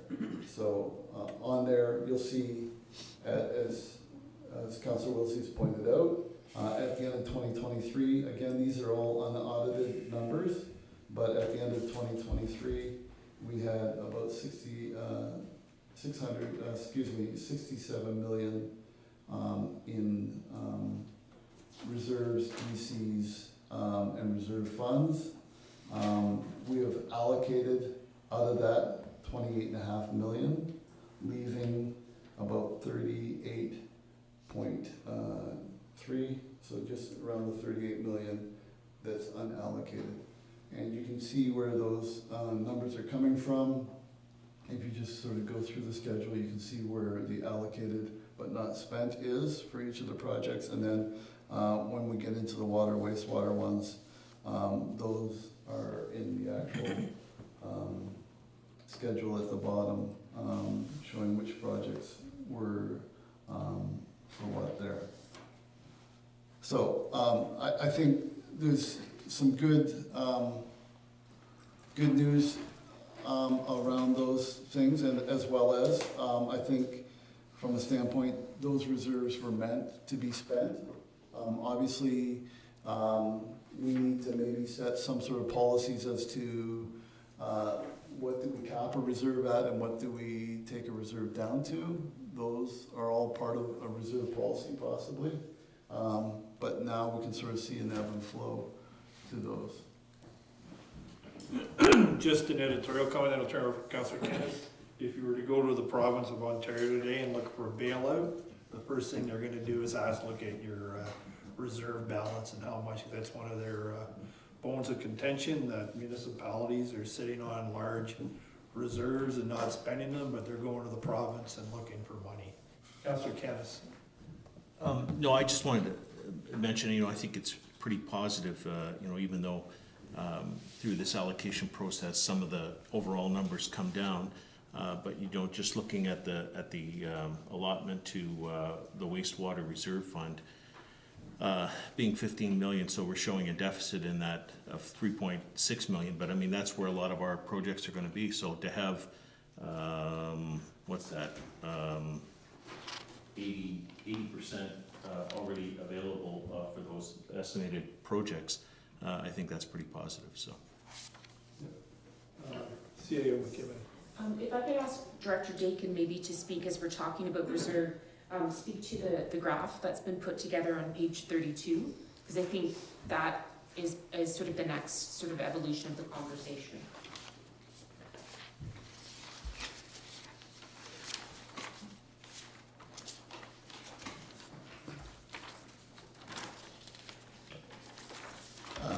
Yes, thank you. So the graph here shows, so one of the things is, if you look at here, what I did is I graphed our reserves, or reserve balances, I guess would be the best way to put it, in the red line from 2012. So in 2012, we were actually in a deficit on our reserves. And now, obviously, the positive.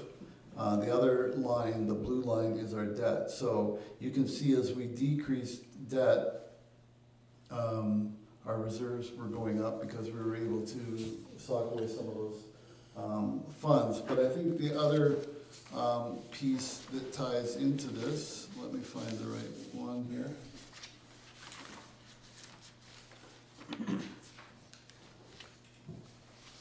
Is if you go to page 31, just before that, so the inflation and tax rate. So here what I did is I looked at the inflation rate from 2015 out, and then plotted our tax rate. So whatever our tax rate was against that, and you can see for a number of years we're consistently below inflation with our tax rate. So obviously there's a gap to be made up there, but I think that the piece here is where we did drop below. Typically those, and I know from, if you look from basically 2020 to current 2023, those decreased tax rates, one of the big things that we used to keep that tax rate down was to put off some of our transfers to reserves. So a big one was the future needs reserve.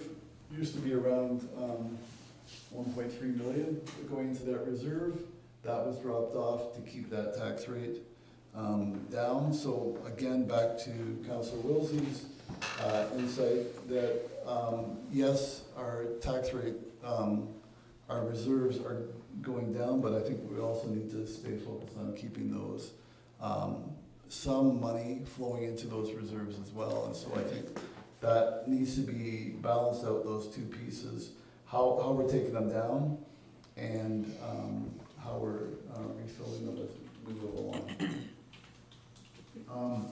Just trying to, I know it's been a bit of a scattered approach to this report, but I think the last piece that I would like to sort of point out, the graph, is, and it goes back to the mayor's comment on fees and taxation, is on page 28 of the report, the tax revenue versus all other revenue, and by sort of what I'll call it business unit, looking at sort of municipal services, the community services, EPW, protective services, planning and development. The red being other revenue and blue being taxation. So you can see that obviously within the organization there are departments that have the ability to generate significant revenue, I would say, as well as other business units that are more reliant on the tax. So part of it is getting a better understanding of maybe ways we can generate some of those other revenues so that we're not so reliant. So I'll pick on municipal services.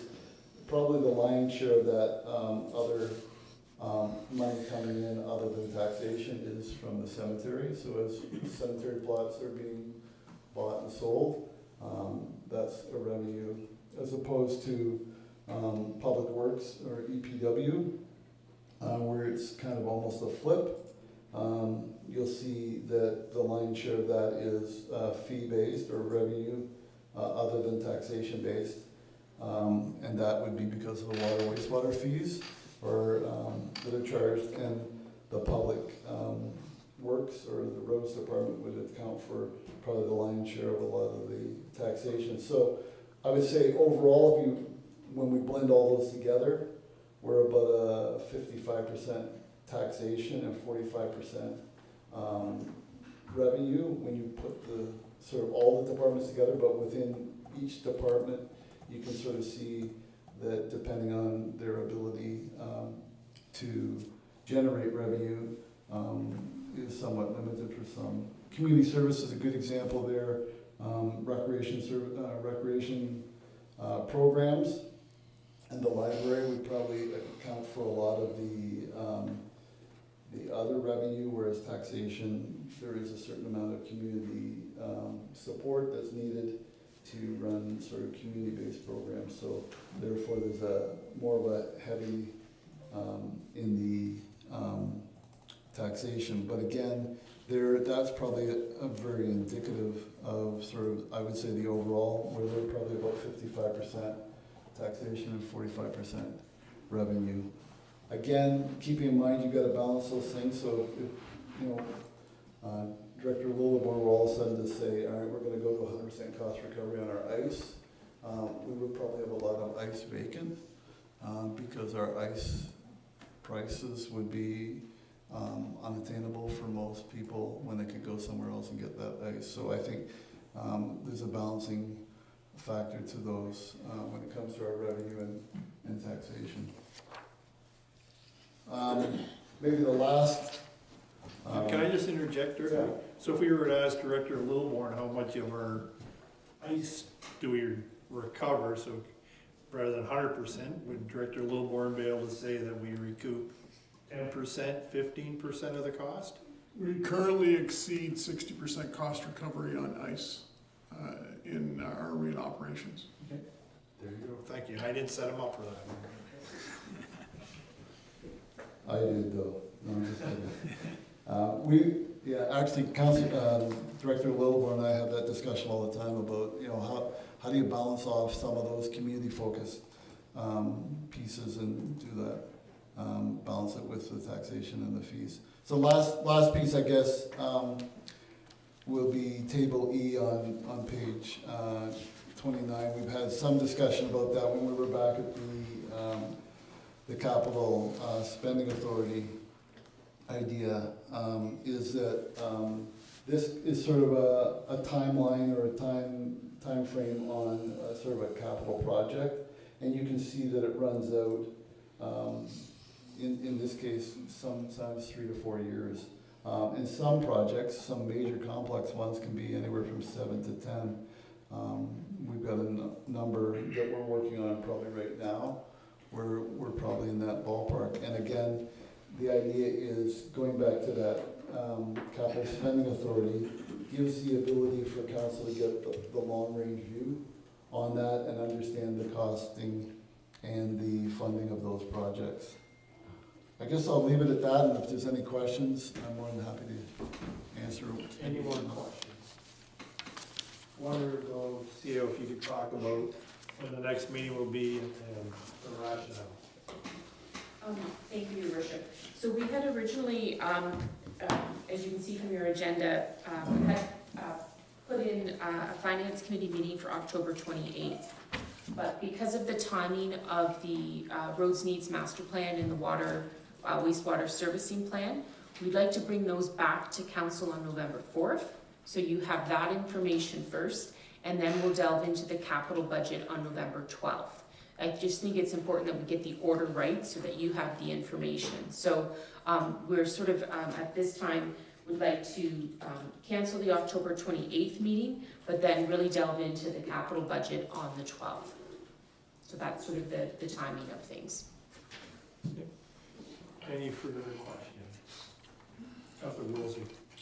Is that the meeting where we'll be talking about what capital projects we want to do, or what are we looking to cover in that? Like, capital projects is a pretty big topic. Yep, go ahead, Chair. You're talking about the November 12th meeting, correct? Yep. Through the chair to Councillor Wilsey, my hope is that when we come out of that November 12th meeting, that we have clear direction from council as to the projects that you want to include in the 2025 budget, as well as those other projects in the preceding years. So our goal is to come out with some clear direction from council on the capital projects. So in that meeting, are we going to know what our approximate capital is left from the taxation portion of the budget that we've already approved with the 7%, and how much we're going to have to take off of debt, and like, are all those numbers going to be present? Because if those aren't going to be there, then we can't really decide on capital if we don't know how much money we have to spend. Good. Sorry, I'm just looking for clarification then. So, Really, I just want to know how much we'd be spending on capital out of taxation and how much would be debt. We should know what our operations budgets are going to be. We know what our increased debt payments are going to be. Will we know how much capital money we have out of the taxation budget and how much we're going to have to finance from debt at that meeting? Or is that going to come later? Then we're just, I guess, making a wish list. We have to come back and do it again. Director Dakin? Through the chair to Councilor Wilsey. So as far as debt payments go, that'll depend on the projects that are put forward. Obviously, council's going to have to decide what projects they want to put to debt, what projects they want to use. So once that's all settled, then we would have an idea. I can't really, I really can't find a way. I don't know how I could give you debt payments for project until I know what projects are going forward. One more, Councilor Wilsey. I think I'm being misunderstood. We have debt payments already from this year that we know. We have debt payments from previous years, so we know what our current debt payment that we've already committed to. We already know those numbers. We know what our tax increase is going to be. What we don't know is how much out of revenue for last year. We only had, it was $800,000 or $900,000 from taxation revenue that we could put towards debt, or that we could put towards capital. So do we know what our anticipated capital portion out of this year's taxation is? And we'll know that everything beyond that is going to be debt. I know we don't know what debt we're going to do. We haven't decided on any projects, but we can't decide on projects if we don't know how much money we have in capital is. So we have our taxes. We know what our debt payments are. Do we know how much out of that we have dedicated to capital from the amount we're taxing? Do we have that number? If we don't have that number, then we just have to assume everything's going towards debt because we have nothing in operations to pay towards capital. What's the number left over? So what's the number between total taxation and what we're paying? Do we have $2 million left over to go towards capital projects? I guess is essentially what's being asked, right? Future, so we won't have that number until council, like until the operating budget is, we have direction from council on operating, like what's in, what that amount is going to be. Like it's, for us, it's sort of like, is it the cart or the horse, right? So we need to have some discussions with council about that capital and that operating piece, and then council can sort of tweak things as they go. But we're not going to be able to give you numbers without council giving us some direction first. Councillor Kennis. I see where we're at now is sort of, using a football game where it's back and forth or whatever, or that we're in a really big circle now and we're trying to move those lines in to come to that bullseye point where we get to. And so, there's gonna be a lot of discussion over the next number of months. Like we were saying, the CAO was earlier, there's reports that are gonna be fundamental in coming up with a list of projects that we move forward with, which may be different than the projects we're looking at today, if there's a need there that needs to be filled first. So I think it's a bit of a football game, dance, whatever you want to call it, but it's going to take some time to get to that point. And we didn't, we suggested a 7% increase. We didn't settle on that either. So it could be less, it could be more, whatever council decides in the end. So. But I think it's going to take some time to get to that point. Okay, one more, Councillor Derbyshire, then you have the last one. Sorry, I guess then the question would be, should we start with operations? I mean, they're probably going to be fairly cut and dry, I would think. Maybe I'm wrong. Maybe there's a whole lot more in operations, but Yep. I would think our COLA and I don't really know what else, but then we would end up, at least we know what that side of it is, right? Yep. Would that make sense or no? So I will ask Director Dakin, I guess I'm asking council. Like if council would like to start with operations, we can start with operations. If council would like to start with capital, we can start there. So if council gives us that direction, we can have it forward on the 12th. Go ahead, sir. Before. Go ahead, then I'll make a suggestion. All I'm saying is if it's easier to figure out the operational side of it because it isn't as complicated as let's narrow down 50 projects. Like if it's just our cost of living is this and our operational cost is, essentially this, maybe a little increase, 2% increase on that and the cost of living. Now we know what our operations is. That would then kind of give us where our taxation is somewhere around here, which would somewhat give us the difference that we possibly have to spend on capital projects and debt. Now, maybe I'm looking at that wrong, but that would be where I would start. Yeah, I agree with you, Councillor Derbyshire, start with operating. And again, this is sort of an unusual year in that we have our service delivery review taking place too. So there's going to be things, so we thought we'd start with capital because those are some of the information that we have in hand. With operating, I think our fear is council does a lot of work on the operating, the service delivery review comes out and you go back and do the work again. So I guess that is our concern. We know there's going to be recommendations coming out of the service delivery review. That's coming forward to council in November. So again, it's all of these great things that are being done, like the roads need study, the water, wastewater plan, the service delivery, these are all great. It's just the timing is the problem right now. So that's why our recommendation was to start with capital, because we thought we could bring forward on the 4th some of that information from those studies, then we could have conversations about capital. But we're happy to, as long as council knows that you might have to be circling back to operating discussions once the service delivery review comes out. Sorry, just one more then. But maybe we're then not ready for any part of the financial budget.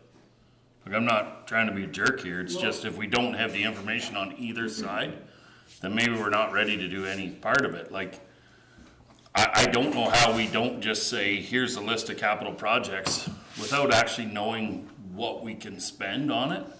It's going to be very hard to say this. And I know some of our needs studies will say, well, whatever road, pick a street, High Street has to be done. But if High Street's 7 million and it's not in the budget to do that and this, we're I don't know. This is the challenge. We want to continue to have budget discussions and continue to move forward. We're just waiting for all the pieces of the puzzle to come out in these studies. So we have booked, we've got the dates booked. So we're still in the driver's seat in regards to timelines. It's still October. So we've got November 12th is the October 28th and November 12th are the dates. We can postpone that. I certainly, from a staff perspective, would love to have the budget passed in February, with the understanding then we're going to have to do some really heavy lifting then in January and February to get things done. But we will have all the information at that time. Well, let's go ahead with November 12th, the information we have, and we've got a lot to solidify the information we're going to get. So keep the meeting. So, that being said, we do need to move into a closed session to discuss. I can ask everybody to wait till we make a motion. Council will now meet in closed session and consider matters it is permitted to do so under the municipal act and is listed on tonight's agenda. Motion that council enter closed session at 7:06 p.m. to discuss the following. One item pursuant to section 239 2D of the Municipal Act 2001 regarding labor relations or employee negotiations. Someone to bring a motion. Deputy Mayor, second by Councillor Peltman. All in favor? Carried. And motion to have a 5-minute recess.